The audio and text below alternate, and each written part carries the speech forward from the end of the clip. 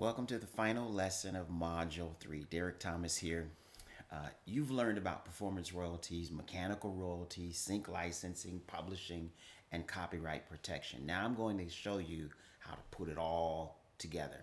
And this is my personal system for managing all my royalties, tracking system, tracking income, and making sure I'm collecting every dollar that I'm owed. So let's build your royalty empire. We're going to have a complete setup checklist. Let me give you the complete checklist for setting up your royalty streams. First, performance royalties. You join BMI, ASCAP, or CSAP, register as both songwriter and publisher, and you register all your songs. Submit the set list for live performances, all right? Then next, mechanical royalties.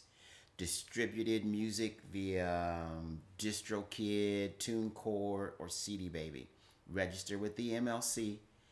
Verified songs are matched to recordings and set up direct deposits for payments. And then next, publishing. Create publishing entity. If you're self-publishing, of course. Songs registered with the publisher info in Pro, in your PRO, as well as the MLC. And then decided on your publishing strategy, whether you're going to do traditional, admin, or self-pub. Next is sync licensing. Create instrumental versions of top songs.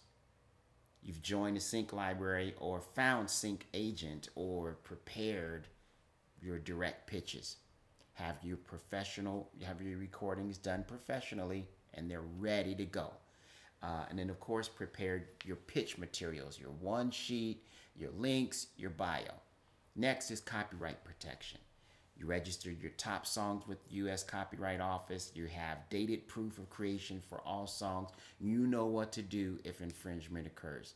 If you've checked all these boxes, you're set and you're collecting from every stream.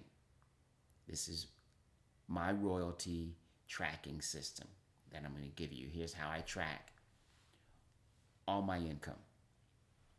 Tool 1 is a master spreadsheet. I have one Google Sheet that tracks everything. In the columns, you will see this: song title, writers, me and co-writers, publisher, the year written, whether it's registered with a pro, whether it's registered with the MLC, whether it's copyrighted, whether it's distributed, whether it's the streams, total streams, performance royalties, quarterly, mechanical royalties, quarterly, sync deals, if any, and then the total income per song. This lets me see which songs are making the most money, which songs are underperforming, and where my income is coming from. And I update this quarterly when royalty statements come in. Okay? Tool number 2 is my income tracker by source. I also track income by source, not just by song. Categorically, it looks like BMI performance royalties, MLC mechanical royalties, DistroKid streaming income, sync licensing fees, and anything else, covers, print, and all of that. And this shows me which income streams are growing, which need more attention, and where I should focus my efforts. Okay? My third tool is a quarterly review process. Every quarter, January, April, July, and October, I do a review. Okay? Step 1 is collect statements. I download from BMI, download from MLC, download from DistroKid, and then I compile the sync payments. All right. Step 3 is step 2, is to update the master spreadsheet, add new income to each song, and then I calculate the totals. Now, step 3, I analyze the trends. Which songs grew this quarter? Which ones dropped? What's my total income year to date? Okay. And then in step 4, I plan new actions. Should I promote certain songs more? Should I pitch underperforming songs to new artists? And should I focus on sync for specific tracks? This quarterly review takes 1 or 2 hours, but it keeps me on top of my royalty empire. So, how do you maximize every stream? Now, let's talk about strategy. How do you maximize income for each stream? Okay, you want to be maximizing your performance royalties. Number one, number first is register every song. Don't be lazy. Even if it's a small song, register it. You never know which one will blow up. Secondly, submit set lists. Every live performance, submit to your pro. Church performances often go unreported, so don't rely on your church to report. They won't. Encourage radio play. Thirdly, if you have relationships with Christian radio stations, ask them to add your song to rotation. Every spin equals royalties, okay? And then fourthly, promote streaming. The more streams, the more performance royalties. Share your Spotify links on social media, okay? And then next, maximizing your mechanical royalties. Number one, make sure songs are matched on MLC. Log into the MLC quarterly and verify all your songs are matched to recordings. If they're unmatched, manually claim them. Secondly, promote downloads, iTunes, Amazon, Bandcamp. Downloads pay higher mechanicals than streams. And then thirdly, encourage covers. If someone wants to cover your song, say yes. They'll pay you mechanical royalties. All right? Maximizing sync income. Number one, create instrumental versions.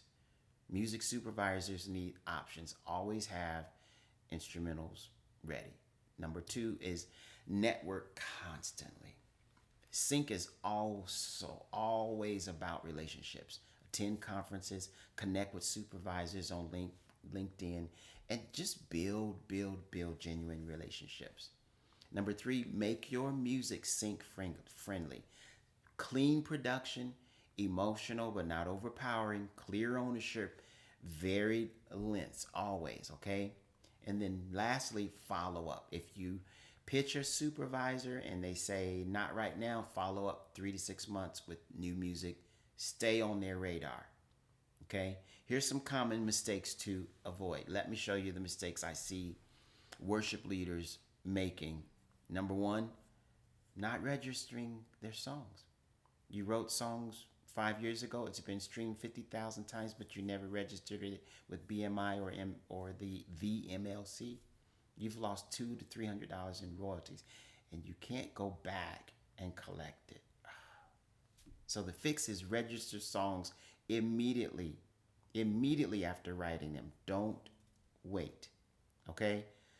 Number two mistake that I see, forgetting about the MLC. Most worship leaders join BMI ASCAP, but forget about the MLC.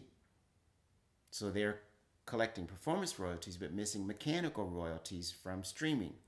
The fix is register with the MLC today if you haven't already. Third mistake is not tracking income. You're getting paid from multiple sources, but you have no idea how much each song is making, so you don't know which songs to focus on. The fix is to create a tracking system. Use the template from earlier that I was talking about. The fourth mistake that I see is ignoring small royalties. It's only $50 per quarter from that song. Not worth my time. Wrong. $50 per quarter is $200 per year for one song. For the next 70 plus years, that's $14,000 over the life of the copyright. That's not small. So the fix is collect everything. It compounds, all right? Mistake number 5 is not pursuing sync. Most worship leaders never even try to get sync placements. They think it's only for pop artists, but worship music is perfect for sync. Emotional, uplifting, positive, exactly what brands want. So the fix is start pitching. You miss 100% of the shots you don't take. Your first 10,000 in royalties can come like this. Let me show you a realistic path to 10,000 per year in royalties. Song number 1, mid-performing worship song, 200,000 streams, $600 per year performance plus 160 per year mechanical equals $760 per year. Song number 2, similar performance, $760 per year. Song 3 through 5, 3 smaller songs, 50,000 streams, 150 per year, $450 dollars per year total. 150 each per year equals 450 per year total.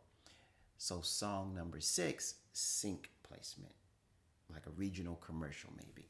Sync fee, 5,000 one time, back end royalties, 500 per year. Songs 7 through 10, 4 songs with modest church adoption, 500 church performances reported, $1,000 per year total. So the total is songs 1 and 2, 15, 20. That's how much you're making, $1,520. Songs 3 through 5, $450. Song 6, $5,500 in year 1, $500 per year afterwards. Songs 7 through 10, $1,000. So year 1 total is $8,470, and year 2 plus total is $3,970 per year recurring. So add just one more sync placement and you've crossed 10 grand. This is realistic. This is achievable. You don't need a number 1 hit. You need a catalog of songs, properly registered, consistently earning, guys. Okay? Here's what your final assignment is for Module 3. First step, complete the set list checkup. The setup for the checkup. For the setup for the checklist. How's that? And go through the checklist from earlier. Check off what you've done. Finish what's incomplete. Next, create your tracking system. Download my template in the resources and create your own spreadsheet. Start tracking your songs and your income. Next, set a royalty income goal. In 12 months, I want to earn what amount in royalties? Be realistic. If you're starting from 0, aim for 1,000 to 2,000 in year 1, then scale. And then step 4, post this in the community. My royalty empire is set up. I'm registered with whatever pro, the MLC, and the distributor of your choice. And my goal is whatever the amount is for the royalties by date, whatever that date is. Look, guys, it's time to build. So let's build. You just completed Module 3, Music Business and Royalties. Here's what you've learned. In Lesson 1, the 3 types of royalties and why most worship leaders miss them. In Lesson 2, deep dive into performance, mechanical, and sync royalties. In Lesson 3, how to join a pro and register your songs. In Lesson 4, mechanical royalties, distribution, and the MLC. In Lesson 5, publishing deals, self-publishing, and when to sign. And then in Lesson 6, sync licensing and how to get your music in TV, film, and commercials. In Lesson 7, copyright protection and registration. In Lesson 8, building and managing your royalty empire. You now know more about the music business than 95% of worship leaders. And you're set up to collect every dollar you're owed. So what's next? Module 4. We're going to be diving into song placement and pitching. How to get your songs recorded by established artists. This is how you scale your impact and your income. All right? I'll see you there. Now go build your royalty empire. Blessings.